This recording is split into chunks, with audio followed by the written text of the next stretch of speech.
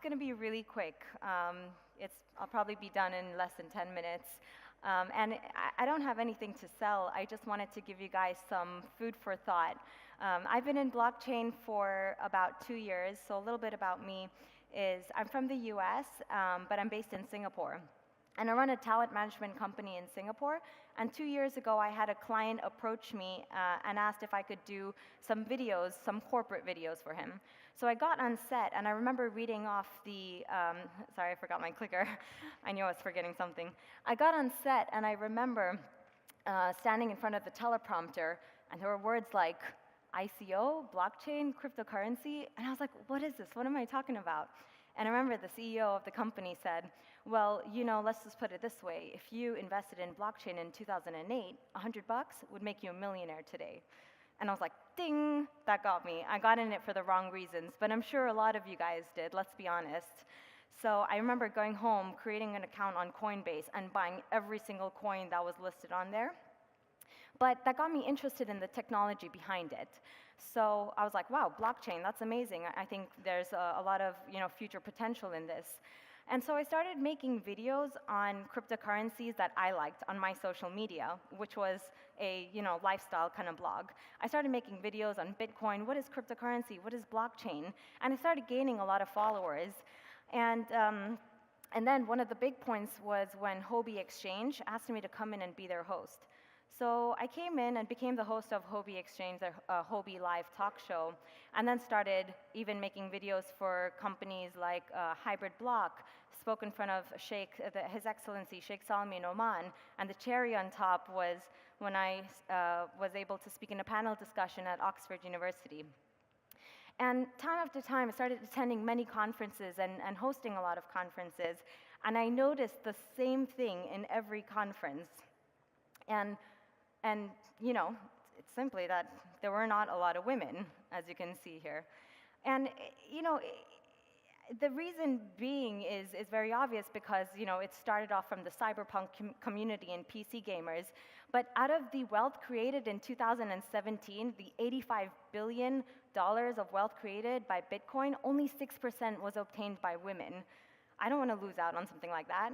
And like I said, the gender gap exists because it came from, PC gamers and the cyberpunk community. I guess I can ask the same question, why aren't there many men in fashion?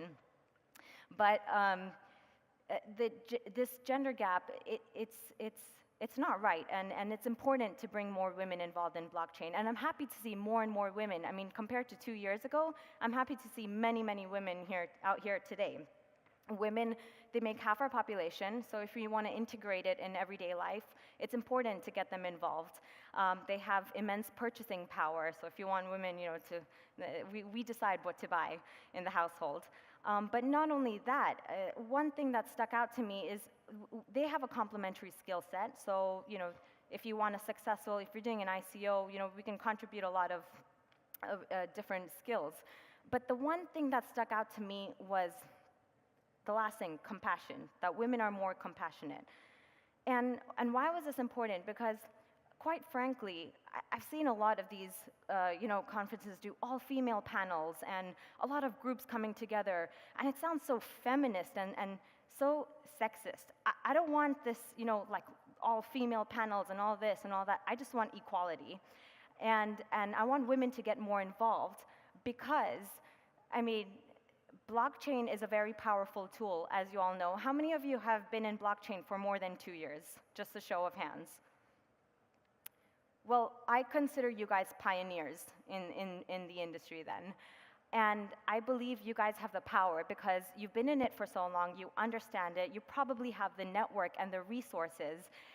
And so what can you do with this? The social impact of blockchain. That's what I want to focus on is, yeah, it's all great bringing women in blockchain, but there's more to that. It's the social impact of blockchain, which is something that I know a lot of women will think about. There's a lot of women out there, for example, in the world who are unbanked. A lot of men as well, but more women. 1.3 billion women don't have a bank account. Blockchain can change that. And I know you're thinking, well, in poor countries, a lot of people don't have bank accounts, and how can you own a crypto wallet if you don't even have a phone or you don't have a computer? Well, if you see this chart over here, more people own smartphones than they own credit cards. So it is possible. Legal contracts. 20% of the land, women own less than 20% of the land. And this is just because of old traditions. Blockchain can change that. Blockchain can protect property ownerships. It puts contracts in a blockchain ledger, we can verify transactions. This can protect women's rights to property. 20% is a really low number. But not only that, records. There are so many children out there that don't have birth certificates. My own father didn't get a birth certificate because he was born in a really poor village. So when it came time for him he wanted a permanent residency in Singapore. He didn't get it. So blockchain can change that. So I just want you guys to think about what you have. You guys have an advantage, and you understand blockchain technology. What can you do to fix these situations in third world countries where women are unable to gain even identities, and it's just an endless cycle, then they can't get jobs. So I want you to think about what you are doing, because you guys are pioneers and you guys have the resources and the knowledge to make a difference. So this is a woman who I really look up to. Her name is Laura Shin. She's the senior editor at Forbes, and she hosts the Unchained podcast. I really like listening to her podcast because she's always trying to educate women in crypto. She's always trying to educate not just women, but everybody in crypto. And then, of course, there are a lot of organizations like Global Women in Blockchain, and I'm sure you guys are seeing more and more of it. It would be great if you guys can encourage the people around you to understand a little bit more, to create organizations, to do some informative campaigns, and attend universities and classes and apply it in your businesses.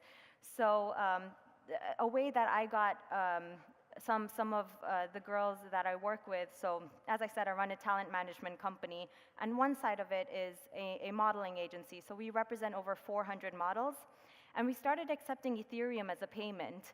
And when it came to paying the models, we started paying some girls in Ethereum. So they had to understand what cryptocurrency was and what blockchain was and how to use a wallet and how to transact in order to cash that money. So that was quite fun. We got a lot of girls involved in blockchain, in cryptocurrency. And it was just a small way, but we educated them a little bit. So yeah, today, that's all I want to talk about. I just wanted to guys give you some food for thought and think about how you can create a social impact in this blockchain community. Thank you very much.